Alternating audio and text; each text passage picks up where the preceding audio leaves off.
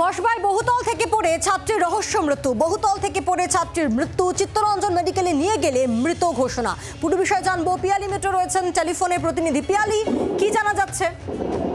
একেবারে যেটা জানা যাচ্ছে, কসবার একটি বহুতল আবাসন, সেখানে ভাই এবং ভাইয়ের সঙ্গেই থাকতেন 19 বছরের ওই ছাত্রী, যিনি সিএ পরীক্ষা দেওয়ার জন্য প্রিপারেশন নিচ্ছিলেন। তার বাবা বিদেশে থাকেন এবং তার নাম তামান্না হিরাওয়াত। এবং যেটা আমরা জানতে পারছি যে গতকাল রাত্রিবেলা গভীর ভোরবেলার দিকে 25 তলা থেকে তিনি পড়ে যান। প্রাথমিকভাবে যেটা মনে করা হচ্ছে, ওই ছাত্রী 25 তলা থেকে ঝাঁপ দেন এবং সেখান থেকে তাকে উদ্ধার করে সিএনএমসি হাসপাতালে নিয়ে যাওয়া হলে তাকে চিকিৎসকরা মৃত বলে ঘোষণা করে। এবং এই ঘটনার আগে হাতের রিস্ট কেটেও তিনি আত্মহত্যার চেষ্টা করেছিলেন বলে পুলিশ সূত্রের খবর। ফলে কি কারণে এই ঘটনা, সেই সমস্ত বিষয় অনুসন্ধান শুরু করেছে পুলিশ।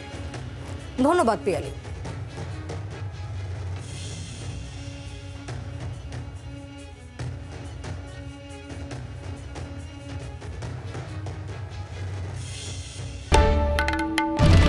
বাংলার আওয়াজ, বাঙালির আবেগ, জি 24 ঘন্টা।